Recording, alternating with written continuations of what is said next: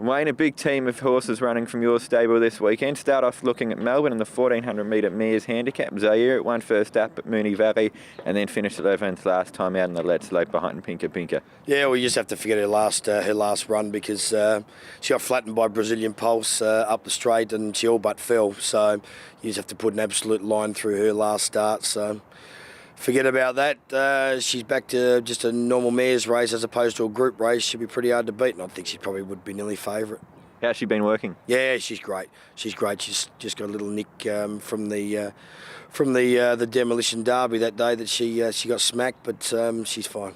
In the Underwood Stakes, Malaki Day makes his Melbourne debut for this spring carnival. How's he come down here? Yeah, he's travelled down well, and Michael's done his job good for me again, just pre-training him up just nicely. So everything's good with him.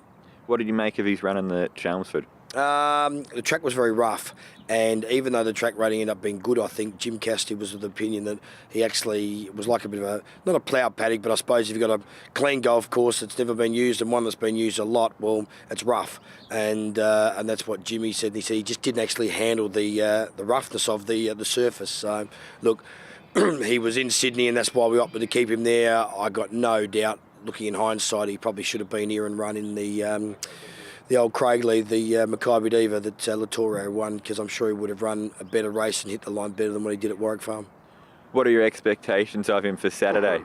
If you're hitting the line good, it's going to put you in good stead for the Turnbull. Noah runs in the Naturalism Stakes. He finished well back behind Pinnacles last time, but he's a staying type, obviously. Yeah, he is. He was always wide and things didn't go to plan, so it's a quick jump to 2,000, but he's a staying horse, and he's heading for the Melbourne Cup, and he's a bit of a no frills sort of horse that no one's talking about. So we'll just sneak around the back way and just do what we do best and try and get in there. How do you think he measures up against a horse like December Draw, who's the hot favourite for the race? Yeah, look, if you actually go through and look at his form in races that this horse can win, it's pretty good. I think he won at Flemington, and then he went to Warrnambool.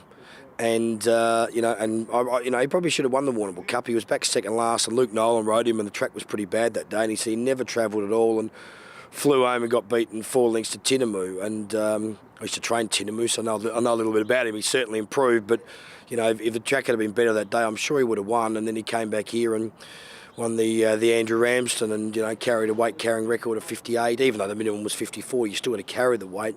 His form's pretty good. He's a stakes winner at 1.5 miles at Rose Hill a couple of years ago before he went and missed with a knee. So once he gets out to 1.5 miles, he's pretty handy horse.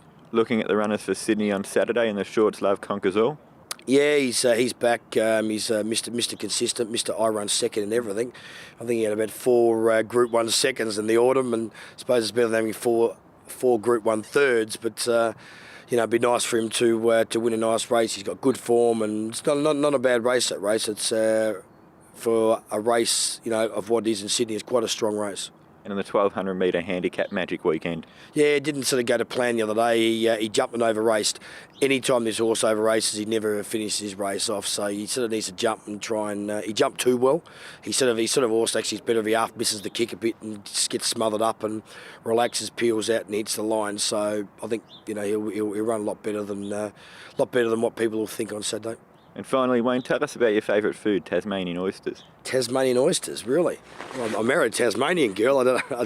Tasmanian oysters, yeah. I'm a bit more a Moreton Bay bug man myself.